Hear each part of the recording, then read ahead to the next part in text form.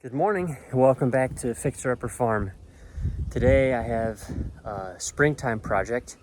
We're gonna frost seed it's a pasture mix into our pasture. We've had the pigs out there basically all winter and they've rooted up some, but just the grass dying, and there wasn't a lot of organic matter out there to hold the grasses in place, certainly not deep rooted. And so we put them out there to kind of till up the soil a little bit, work some of the soil up and open up some of the pores in the ground so we get good seed to soil contact. That improves germination. And hopefully as we get these freeze-thaw cycles over the next few days here at the beginning of March, those pores will open up even more and more of that seed will actually germinate. It's clover, chicory, a mix of clover, chicory. There's a couple of brassicas in there. There's some orchard grass.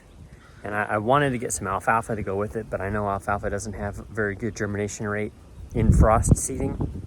That's better drilled than broadcast, so I left that out of the mix for now. Hopefully, over time, what this will provide is good forage for the pigs and an opportunity for us to maybe get some larger animals in the future once that pasture is up to snuff and looks better supporting of actual grazing. Right now, what's out there is pretty much weeds and whatever yard grass had encroached on that area to begin with. So I'm gonna get my shoulder spreader. It's a hand crank spreader, and I'm gonna put the seed in that bag, and then I'll take you out there and show you what the pasture looks like today. And we'll talk a little bit more about that project because it's evolved over time. It's not exactly what I thought it would be initially. And I did some things a couple of years ago that didn't exactly pan out. So I'll show you all that stuff once we get over there.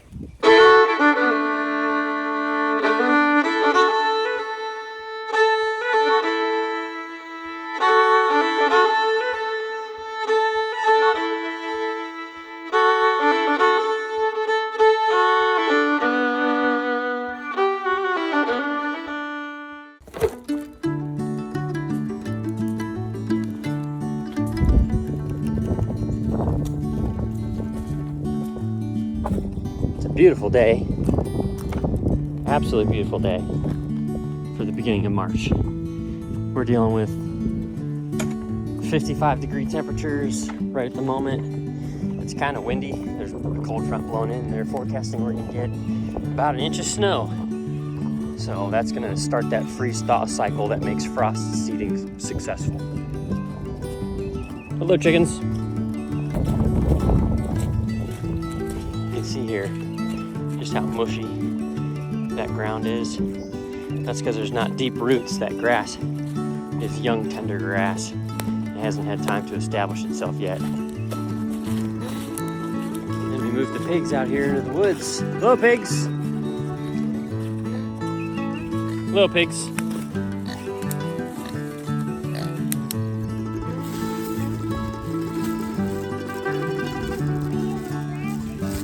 It's clover and orchard grass. It's a big mixture of things. Yes, I found you this. I found you this whatever it was. Yeah, it was the same stuff. This is what we planted in the chicken pasture. Yes, and I was the one who found it. Yep.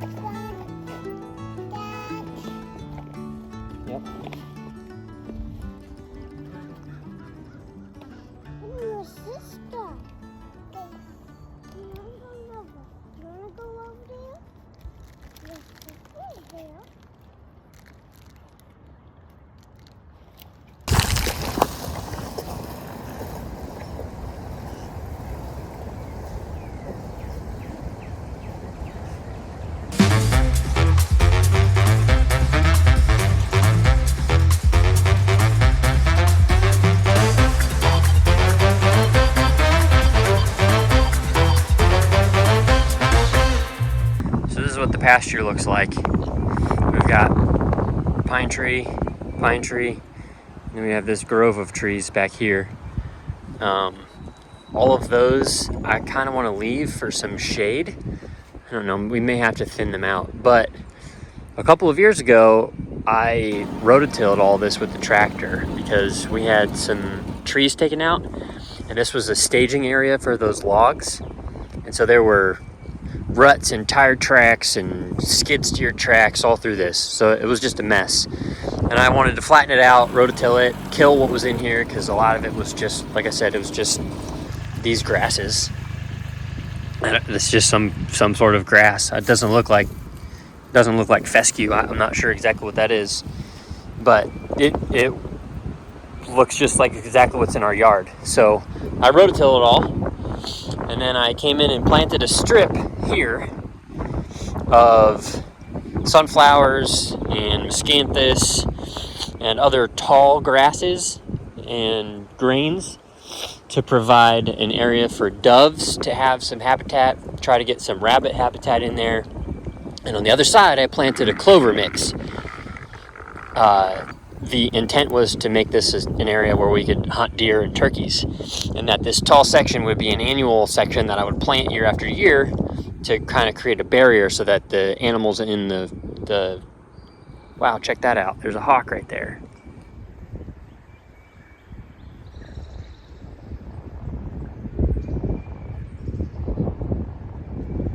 You gotta take your time and notice these things. So I was hoping that would be a barrier so they couldn't see the house, because the house is open to this whole area. And that worked. We saw a bunch of deer and turkeys, but I didn't really hunt back here all that much that year. We had so much going on at the house. So then this winter we decided, you know what, we want to make this actually good pasture that we can put animals on. So we put the pigs out here, and they did a pretty good job of working up the ground. And there's some new young growth coming back. You can see green from the new grass growth, and from there's actually quite a bit of new clover growing in here, which is a good thing. But I wanted to come and just overseed it to prepare the areas that are bare so that they can hopefully grow some seed and make this a nice lush pasture. I don't believe we will put the pigs or the chickens out here all year. I'll probably just maintain it by mowing it for now. That'll help to keep the weeds down. That'll hopefully help to spur new growth so that the grass gets invigorated and grows more successfully and more abundantly in this area. And then next year, this will become good pasture for our animals, whatever animals we choose to put out here. This is a good spot to see what the pigs have done. This is really not rooting. It's just from them walking on the ground as it was soft and wet from the snow melt and stuff, and it creates good pores. Now when the freeze-thaw cycles happen, when it freezes overnight and when it thaws in the morning, that ground will contract and expand with the change in temperatures, and that'll help to pull that seed down into the ground to get good seed to soil contact for better germination.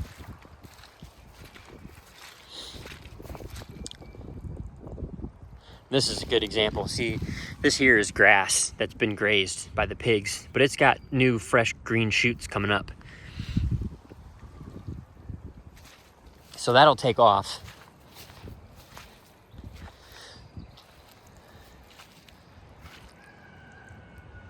Over here you can see there's some clover coming up, and then you can see the seed on the ground, the colorful stuff of the seed.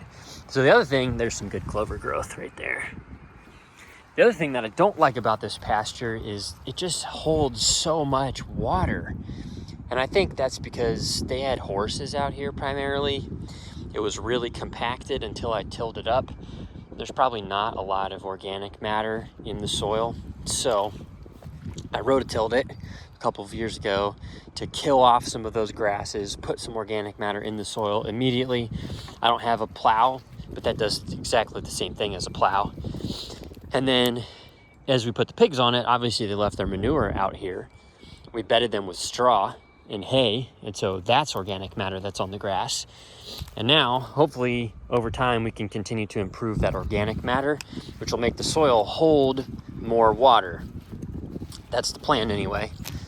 It's going to take time. It's not going to happen overnight, but that's the plan. As we continue to move forward with grazing animals out here, the pasture should improve little by little every single year. So we'll maintain this with mowing for the first year, and we'll disallow grazing. We'll put the pigs, they can graze in the woods. There's plenty of nettle and poison ivy and other things that they can eat in our woods for now.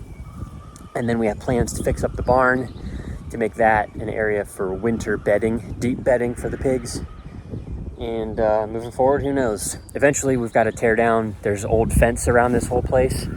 I think I want to try to take where the pigs are currently and cut down some of those trees and thin them out and try to get a little bit of silvopasture in there to extend the areas in which we can graze our animals. I probably have to take out some of these trees, this little island in the middle of the pasture right now.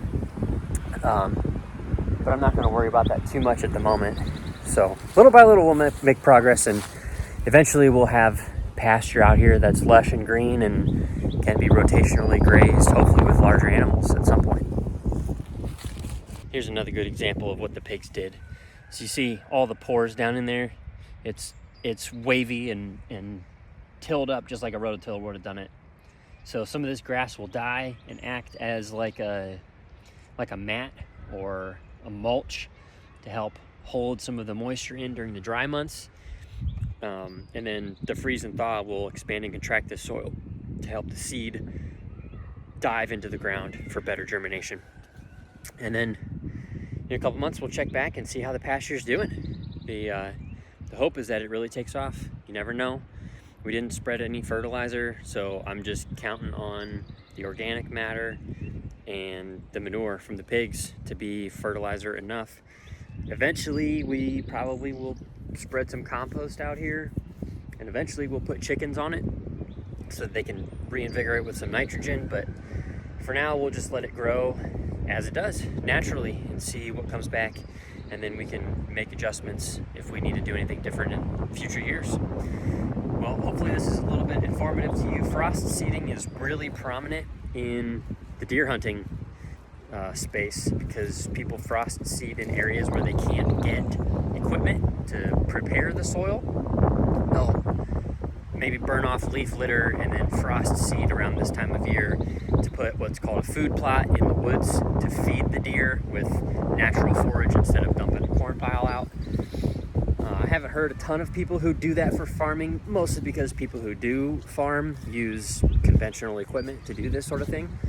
But we're a small farm, budget-friendly farm, and a fixer-upper farm. So frost seeding fits perfectly inside of the whole concept of what we're trying to do.